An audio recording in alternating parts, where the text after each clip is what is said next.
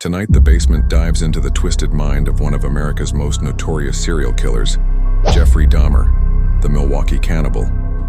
Welcome back to The Basement, where it's top-level content from the lower level. I'm Andrew. And I'm Drew. Tonight, we're pulling the curtain back on one of the most horrifying figures in true crime history, Jeffrey Dahmer, the Milwaukee Cannibal. Just go ahead and give you a warning if you're squeamish, because Jeffrey Dahmer's crimes weren't just brutal, they were calculated, shocking, and left scars that still haunt families and communities today. All right, so we're going to go into a little bit of his early life. So he was born in 1960. He grew up in a middle-class family, but even as a child, people noticed something kind of off about him. He collected animal bones, dissected roadkill, and seemed fascinated by what made things tick, literally. That curiosity twisted into something darker. By the time he was a teen, Dahmer's drinking was out of control. He dropped out of college, got discharged from the army, and drifted. But all that time, the violent urges were just building up. All right, so that was a little bit about his childhood. So we already know the warning signs are there. So let's go into his first crime. His first known murder came in 1978, just after high school. Stephen Hicks, a hitchhiker, was bludgeoned and strangled by Dahmer in his parents' house. Dahmer kept his remains for years. And here's the chilling part. He didn't kill again for almost a decade. But once he started back up in 1987, he never stopped. The killings escalated, becoming more frequent and more grotesque. So between 1978 and 1991, he killed 17 young men and boys. Most of them were men of color, so that he kind of targeted minorities. Mm-hmm. And he targeted LGBTQ community members. Mm-hmm. So I'm going to go through some of his victims. I apologize to victims if I butcher some of these names because I'm very Appalachian, so forgive me. But his victims did include Stephen Tuami in 1987, James Doctator. He was 14 years old. 14. So not only was he targeting minorities, he was targeting children. Yeah, dude. So was it? Pedophilia. Pedophilia, yeah. So then there was Richard Guerrero and Anthony Sears. And this is another young victim. This guy's name was Conorak Synthsomophone. Whew. Yeah, that's a tough name. I may have butchered that, but... That's a tough name. But he was just 14 years old. Yeah, 14 years old. And these weren't just random murders. Dahmer had a pattern. He targeted vulnerable people, those on the margins, who he thought police and society wouldn't protect. And sadly, unfortunately, he was right. That's why he got away with it for so long. That's why he was targeting, the people that he was targeting. So his apartment became the infamous Apartment 213 at the Oxford Apartments in Milwaukee. Inside, there was a fridge filled with severed heads, a 57-gallon drum filled with acid. That's a huge drum of acid. Yes, that is. Polaroids of mutilated bodies, and even cooking utensils he used for cannibalism. Think about that for a second. That's insane. This man had 57-gallon drum of acid to break down the remains. Yes. And then he went as far as to take pictures of the mutilated bodies so he could revisit them in that way.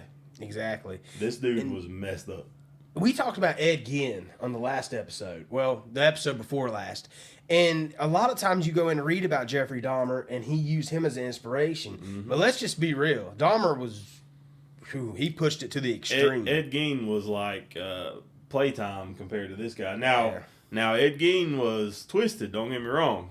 He made a suit out of people's skin. This dude was messed up. But he also did a lot of grave robbing, which I'm not saying that's okay. Yeah. I'm saying that Jeffrey Dahmer was out here killing these people. And let me just go ahead and say, there is a new Netflix special. Yeah. Monster, the Ed Gein story. Do not. It's a good series. However, if you want the true story, go back to our episode, number 2? Yeah. Of the true crime series, and we give you the true story. I was going to say, do not watch that while your kids are present. No, do not. I thought my daughter was asleep. Yeah, that's tough. So let's get back to the Jeffrey Dahmer story. It wasn't just killing. It was ritual. It was about control. And with control, that's where a lot of your murders come from. They get that control, that power, that domination. He admitted he wanted to create zombies, men who were brain dead but alive, so they couldn't leave him. All right, I'm going to stop right there because I feel like because we researched a lot of true crime and serial killers at this point, and obviously, things that it's always about control. It's always about control. It's always people that have been rejected time and time again, whether it be sexually, intimate partners, or just companionship, really. Or, in a lot of instances, in a lot of serial killers, it starts with their mother. Yeah. The mother, being just condescending towards them, telling them they're not worth anything, telling them they're never going to amount to anything, they're never going to satisfy a woman, and that's when they get into this control situation. Because now they have control over somebody. I read somewhere, it may have been Jeffrey Dahmer, that when he said the first time he killed somebody, he realized he had this control over that body. He was able to take that life from somebody. Yeah, he controlled it. A lot of them, for lack of a better term, they get off on that stuff. Yeah, I mean, that's exactly what it is. So, there was a lot of times that police could have stopped him. Yeah, and that happens a lot. It does. And because, honestly, they're smooth talkers. They are. I mean, how else can you lure 17 people and murder them? And then actually, his apartment reeked so bad, but he was able to convince his neighbors that it was spoiled meat from a bad freezer. Like, come on, how long do you gonna keep that spoiled meat? Yeah, but one of the most heartbreaking failures was when that Conorak synthesophone. The neighbors called the cops after they found him drugged and bleeding in the street. And police returned him to Dahmer's apartment. Mm-hmm. And Dahmer had told him it was just a domestic dispute, and then hours later, he killed him. Yeah, I remember watching that on the Jeffrey Dahmer story. That single moment is one of the biggest stains on Milwaukee law enforcement, because after that, Dahmer killed 4 more victims before finally being caught. So think about that. There was signs, obviously. I think there was like a hole in the back, that he drilled in the back of his head. And the police didn't even notice it and returned him. They could have stopped the killing, but they didn't notice it. Think about, and I'm not throwing shade at the law enforcement. Not at all. But think about how much talking he had to do to be like, oh, it's okay, man. We just got into it. We both been drinking, whatever. We both been, whatever. We're both intoxicated. We got into a little lover's quarrel. Yeah. And just let him come on back in. We'll go to bed. All right. And then he kills him. He had to be a smooth talker. All right, so in July of 1991, Tracy Edwards escaped Dahmer's apartment in handcuffs. He flagged down police, and he brought them back to Dahmer's apartment. When officers searched the apartment, what they found defied belief. Polaroids, body parts, human remains. One detective said it was like walking into hell on earth. Imagine that, dude. I mean, he's in Milwaukee. That's a big city, so you can imagine what the officers already see. Yeah, I mean they're not strangers to murders. I'm sure, but if they say it's like walking into hell on earth. Just imagine that. Yeah, dude. I mean, here in Appalachia, small towns. I mean, don't get me wrong, we got our fair share of crime, but imagine that in a city where a cops is like, I don't know if I can go in here. Yeah, right. But anyways, so Dahmer confessed in chilling detail. He showed no fight in court. He admitted everything. He was sentenced to 15 life sentences, 900 years behind bars. When you actually look up a life sentence, it says like 7,900 years or something like that. Really? Yeah. I didn't know that. Yeah. I thought it meant like your natural life. It does and it don't. Because you got 2 different types of sentencing. You got life sentence and then you have numerical sentencing. So somebody can get 120 years and that's it, or they can get life. Yeah. So, I mean, obviously, you're not going to live for 120 years. But. No. But justice was short-lived, but I don't know if you'd call it short-lived. But, however, in 1994, Christopher Sarver, another inmate, beat Dahmer to death with a metal bar. Some called it justice served. Maybe it was, maybe it wasn't. Others felt it was too easy of an ending for all the horror and everything he caused. Well, I mean, I don't think it's any secret that people understand what happens to pedophiles and people like him in prison.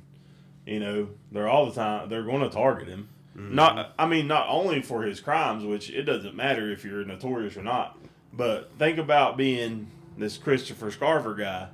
He killed Jeffrey Dahmer. Yeah, I actually mispronounced his name. I said Sarver, it's Scarver. But yeah, he killed one of the most famous serial killers. So it had more to do with who he was going after. That's got to be like a merit badge for him. Yeah, you absolutely. It probably was for him. Yeah, so I mean, he was the guy that took out the notorious serial killer. You know, so that was probably which I mean, like I said, we all know what happens to people like him in prison. Anyways. So Dahmer's crimes weren't just about one man's evil. They exposed racism, homophobia, and failures in the justice system. His victims were young, often poor, and often minorities. And they were ignored until it was too late. And that's the lesson here. Evil can hide in plain sight.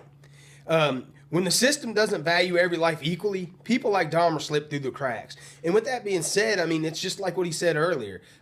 It showed all the issues back in that time that was going on. And that's how he was able just to slip through. You know, he was just like, you know. Yeah, I mean, also, let me say this too. And in today's culture, there's no easy way to say this, really.